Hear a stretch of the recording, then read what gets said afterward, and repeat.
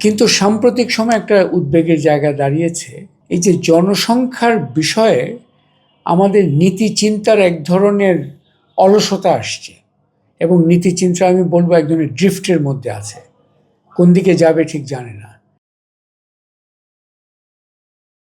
বাংলাদেশের বয়স এখন ৫৪, মধ্য বয়সের। এই ৫৪ বছরে বাংলাদেশের শুরুর সময় যে ধরনের বিপন্নতা ছিল, অর্থনৈতিক দুর্বলতা ছিল, সেখান থেকে আমরা অনেক দূরে গিয়েছি। তখন অবশ্য সমস্যাগুলো একভাবে চিহ্নিত হতো, এখন অন্যভাবে চিহ্নিত হচ্ছে। আমরা এগিয়েছি যে পদ্ধতিতে, সেটা কিন্তু বিশ্বের অনেক জায়গায় নজর কেড়েছে। আমাদের অন্যতম ২টি বৈশিষ্ট্য ছিল যার মাধ্যমে আমরা এগিয়েছি। একটিকে আমরা বলি যে, যেটা বলা যায় ফ্রুগাল ইনোভেশনস, মানে আমরা এক ধরনের উদ্ভাবনী কাজ করে গেছি যেগুলো কিন্তু কম খরচের উদ্ভাবনী কাজ। যেমন ধরেন, আমরা প্রাথমিক স্বাস্থ্য, আমাদের প্রাথমিক শিক্ষা, এইসব জায়গায় এক ধরনের সোশ্যাল ক্যাম্পেইন মোডে এখানে পরিবর্তনগুলো আনতে পেরেছি। জন্ম নিয়ন্ত্রণের বিষয়গুলো, এগুলো ছিল অল্প খরচের উদ্ভাবনী কাজ। প্রতিটা সেক্টরে এই ধরনের আমাদের আছে, অল্প খরচের উদ্ভাবনী কাজ আমরা করেছি। আমরা যে অনেক খরচ করে যে উদ্ভাবনের কাজগুলো, সেগুলো নয়। যেমন আপনি সোলারের কথা যদি চিন্তা করেন, কি হলো এখানে? সোলারটাও কিন্তু আমরা আবিষ্কারের চেয়েও ব্যবহারের নতুন নতুন ক্ষেত্র আবিষ্কার করেছি।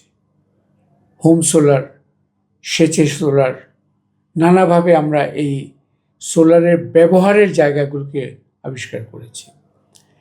তো এই যে অল্প খরচের উদ্ভাবনী প্রক্রিয়াগুলো বা উদ্ভাবনী অর্জনগুলো, এটা বাংলাদেশের অগ্রগতির অন্যতম একটা বিষয় ছিল। দ্বিতীয় যেই বিষয়টা, সেটা হচ্ছে আমাদের ঘুরে ফিরে কিন্তু সস্তা শ্রমের একটা বিষয় ছিল। আপনি যদি রেমিটেন্স এবং তৈরি পোশাক খাত, যেটা আমাদের প্রবৃদ্ধির ২টি চালক হিসাবে চিহ্নিত, এখনও চিহ্নিত, তাদের অন্যতম সেলিং পয়েন্ট যদি বলি, সেটা হচ্ছে সস্তা শ্রম। সস্তা শ্রম মানে যে ফাঁকি দেওয়ার শ্রম তা নয়, অত্যন্ত কর্মঠ আমাদের জনগোষ্ঠী, এবং বিশেষ করে যারা এই ধরনের শিল্পের মধ্যে কাজ করছে, গার্মেন্ট শিল্পের মহিলাদের কথা চিন্তা করেন, অন্যান্য শিল্পের পুরুষদের কথা চিন্তা করেন, রেমিটেন্সে যারা গেছে বিদেশে গিয়ে, কিন্তু বাংলাদেশের এই শ্রমিকদের একটা সুনাম আছে, তারা ফাঁকি দেয় না, অত্যন্ত কর্মঠ, কিন্তু সস্তা শ্রম। আমরা তো এই সস্তা শ্রম এবং অল্প খরচের উদ্ভাবন, এই দুইটা দিয়ে বাংলাদেশ এক অর্থে একটা চমক বা বিশ্বের নজর কেড়ে এসছে এতদিন। এখন প্রশ্ন এসছে, এই দুইটি শক্তি দিয়ে কি আমরা আগামী দিনের চ্যালেঞ্জগুলোকে অতিক্রম করতে পারবো কিনা? আমরা ৫৪ বছরের কথা যখন বলি, আমরা পিছনের দিকে তাকাচ্ছি। এখন তাকাতে হবে সামনের দিকে, ভবিষ্যতের দিকে। নতুন প্রজন্ম যারা আছে, তাদের ভবিষ্যতের দিকে তাকাতে হবে। সেই ভবিষ্যতের কথা যখন চিন্তা করি, তখন এই যেই পদ্ধতিতে আমরা দূরে আসলাম, এই যে অল্প খরচের উদ্ভাবনী অর্জনগুলো এবং সস্তা শ্রমের উপর ভিত্তি করে ২টি বড় শক্তিশালী প্রবৃত্তির খাত দাঁড় করালাম, এই এই বিষয়গুলো নিয়েই কি আমরা ভবিষ্যতে যেতে পারবো কিনা? এখানে দেখা যাচ্ছে আমাদের বেশ কয়েকটি প্রশ্ন আমাদের সামনে চলে আসছে। সাম্প্রতিক সময়ের যে গবেষণা তথ্য পাওয়া যাচ্ছে, পিপিআরসির নিজস্ব গবেষণা আছে দারিদ্র্যের উপর, সামাজিক বিভিন্ন সূচকের উপর গবেষণা করেছে। এগুলো থেকে কয়েকটি জায়গায় আমাদের সুনির্দিষ্ট চিন্তার জায়গা দাঁড়িয়ে গেছে। একটি হচ্ছে যে, আমাদের ঘুরে ফিরে কিন্তু আমাদের দেখেন খুবই আয়তনের দিক থেকে একটা ছোট দেশ, কিন্তু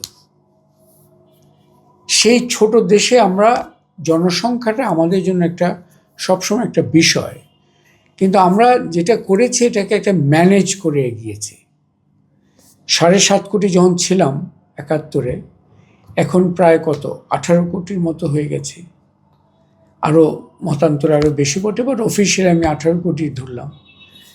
কিন্তু আয়তন তো বাড়েনি, আয়তন তো মোটামুটি কি আছে। তো এই জনসংখ্যার বিষয়টা নিয়ে আমরা কিন্তু খুব বলা যায় যে এক ধরনের সফলতার সাথে এগিয়েছিলাম, কারণ জনসংখ্যার বিষয়টা নিয়ন্ত্রণ বলতে আমরা যেই মহিলাদের চয়েস, তাদেরকে রিপ্রোডাক্টিভ চয়েসগুলো সহায়তা করার জন্য যে আমাদের ফ্যামিলি প্ল্যানিং কার্যক্রম ইত্যাদি, এগুলো অত্যন্ত সফলভাবে হয়েছে। কিন্তু সাম্প্রতিক সময় একটা উদ্বেগের জায়গা দাঁড়িয়েছে, এই যে জনসংখ্যার বিষয়ে আমাদের নীতি চিন্তার এক ধরনের অলসতা আসছে, এবং নীতি চিন্তা আমি বলবো এক ধরনের ড্রিফটের মধ্যে আছে, কোন দিকে যাবে ঠিক জানে না। যেমন আগের সরকার, পতিত সরকারের কর্ণধাররা জনসংখ্যাকে নিয়ে চিন্তা করতে রাজি ছিলেন না। ওনারা বলছেন জনসংখ্যা মানেই হচ্ছে একটা রিসোর্স। এক অর্থে এটাও তো ঠিকই আছে, জনসংখ্যা তো রিসোর্স বটেই, কিন্তু ওনাদের ওভাবে বলার ফলে যেটা হয়েছে, জনসংখ্যা নিয়ন্ত্রণ কার্যক্রম, এই যে ফ্যামিলি প্ল্যানিং প্রোগ্রাম, এটা পুরোটা অনেকটা স্থবিরতার মধ্যে পড়ে গেছে। যার ফলে দেখা যাচ্ছে যে আমাদের এই জনসংখ্যা ম্যানেজ করার যে পদ্ধতি, ডোর টু ডোর সার্ভিস, আমাদের একটা বড় ধরনের কিন্তু একটা এই ধরনের ওয়ার্কফোর্স ছিল, এখনও আছে। কিন্তু জনসংখ্যা বিষয়ক পলিসি সিগন্যালগুলো এখন এলোমেলো হয়ে গেছে। এই এলোমেলো হয়ে যাওয়ার ফলে মাঠ পর্যায়ে এটার প্রভাব পড়েছে, এবং সেই প্রভাবটা এখন পরিসংখ্যানে আমরা দেখছি। কারণ mix MICS multiple indicator cluster survey 2025-এ যেটা হলো, এবং এই বছর 2024-এ হলো, 25-এ রিলিজ হয়েছে। সেখানে দেখা যাচ্ছে যে এই ফার্টিলিটি রেট কমার বদলে আবার উল্টো পথে হাঁটতে শুরু করেছে। সো এইখানে 2.3 ফার্টিলিটি রেট হয়ে গেছে, যেটা 2-এর দিকে চলে আসার কথা ছিল, উল্টো পথে হাঁটছে। সো আমরা যে ডেমোগ্রাফিক ডিভিডেন্ড ইত্যাদির কথা বলি, সেখানে এক ধরনের দিক নির্দেশনাহীনতার একটা সমস্যা তৈরি হয়ে গেছে, যার ফলে আমাদের এই যে 18 কোটি আছে, আরও বাড়লে ওটার আমরা করব, কিন্তু এটা নিয়ন্ত্রিতভাবে বাড়া এবং মানুষকে বিশেষ করে তাদের যে প্রয়োজনগুলো, ফ্যামিলি প্ল্যানিং এতদিন ধরে যে সফলতা এসছে, এটা সহজে এটা হারিয়ে যাওয়ার একটা সমস্যা তৈরি হয়েছে।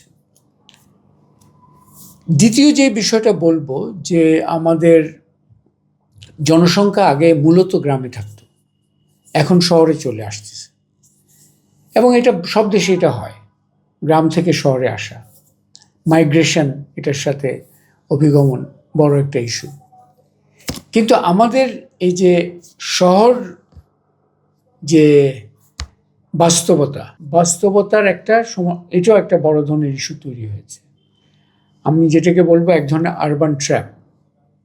আরবান, এই যে নগর এবং শহরের বিস্তার, এটা একটা অটোমেটিক বিষয়, এবং এটা ইন ইটসেলফ কোনো সমস্যা নয়। ব্যাপারটা হচ্ছে এই বিস্তারটার ধরনটা কি, ওইখানেই মূল সমস্যা। বাংলাদেশে একটা অতি কেন্দ্রীভূত একটা প্রক্রিয়ায় আমরা আছি, সেটা হচ্ছে ঢাকা বনাম বাংলাদেশ, এই ধরনের একটা বাস্তবতা তৈরি হয়ে গেছে। সব কিছু ঢাকাতে, নীতি সিদ্ধান্ত এখানে হয়, সুযোগ সুবিধাও এখানে হয়, কিন্তু সবার জন্য নয়।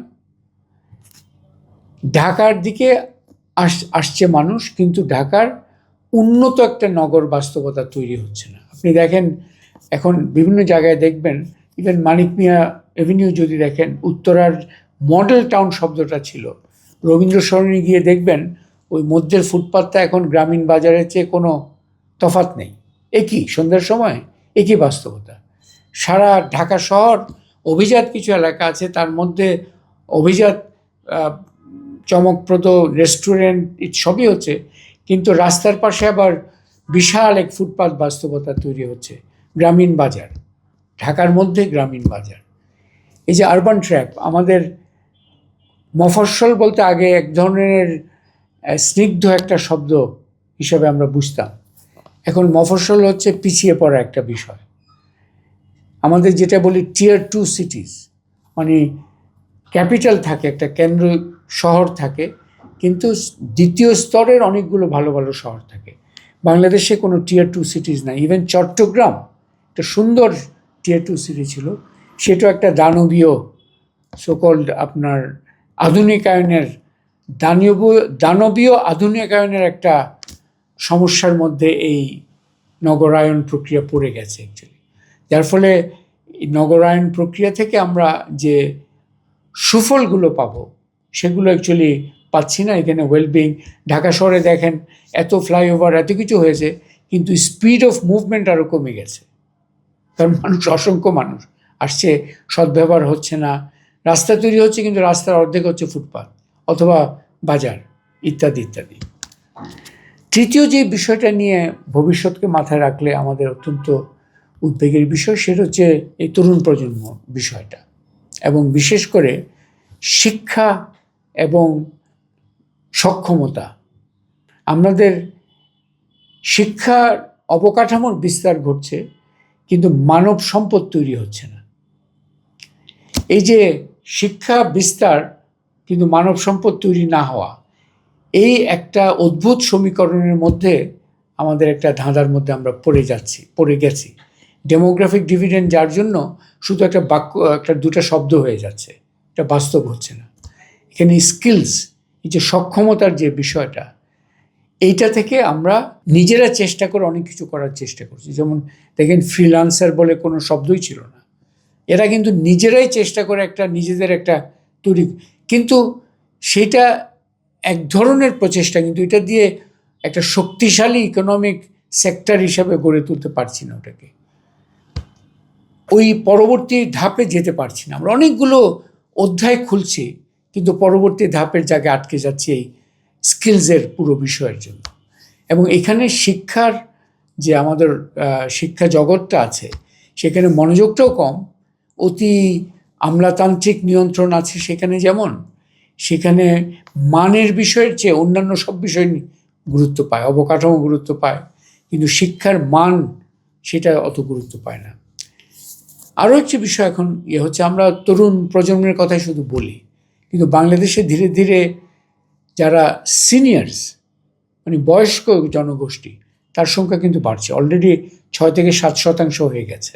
সো এই যে বয়স্ক জনগোষ্ঠী, এটা কিন্তু আমাদের অলমোস্ট চুপিসারে এটার সংখ্যা অনেক বেড়ে গেছে।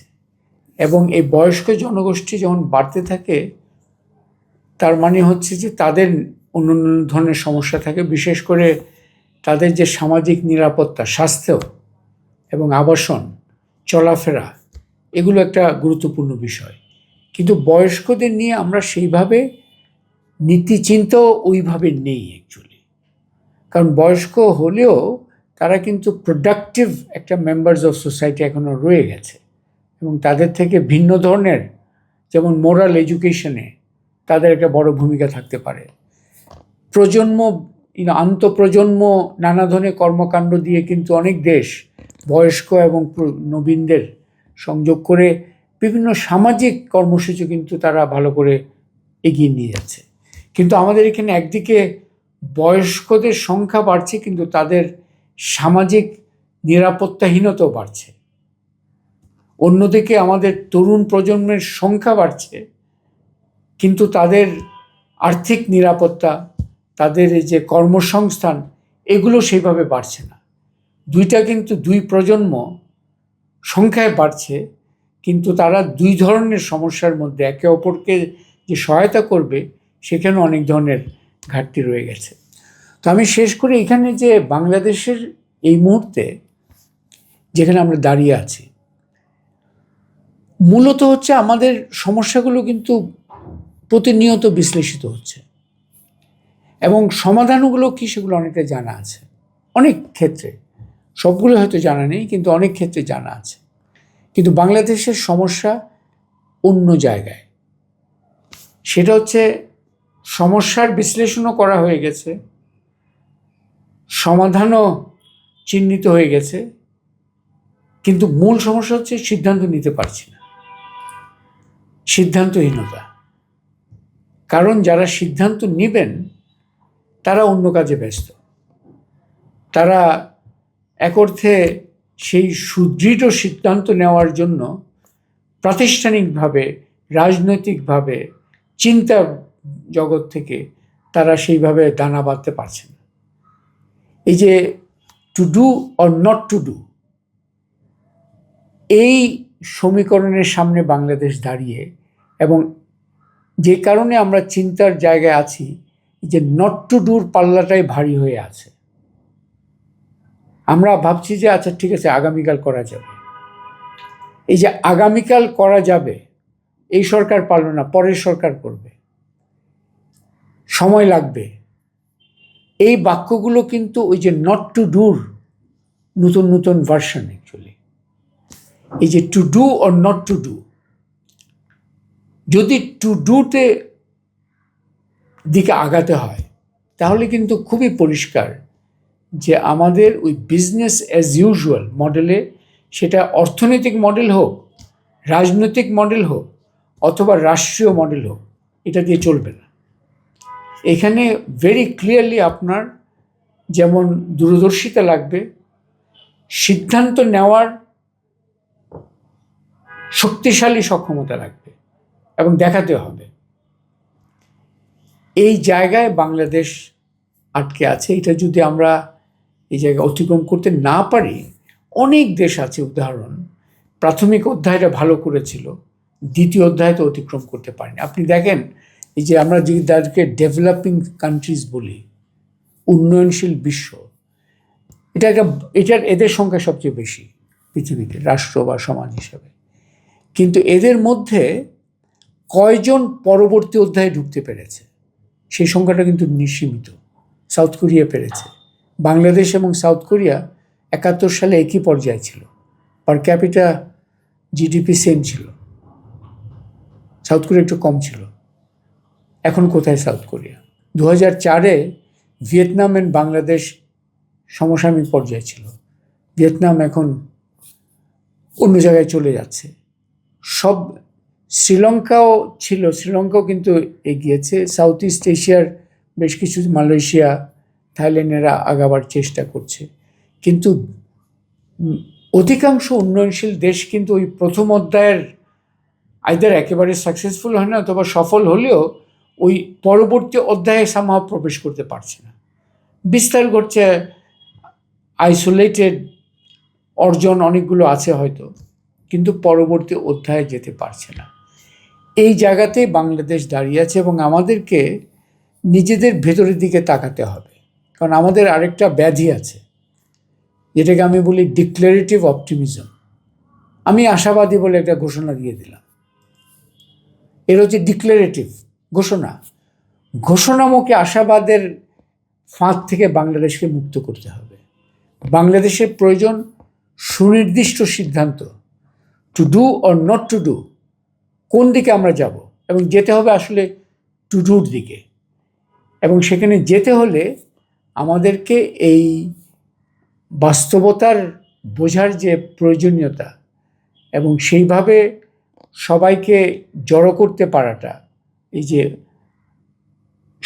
মানে এমন না যে বিভিন্ন মতবাদ, চিন্তা ইত্যাদি থাকবে না, একটাই মডেল, তা নয়, কিন্তু এগুতে হবে টু ডু, এই জায়গাটাই কিন্তু আমাদের আসতে হবে।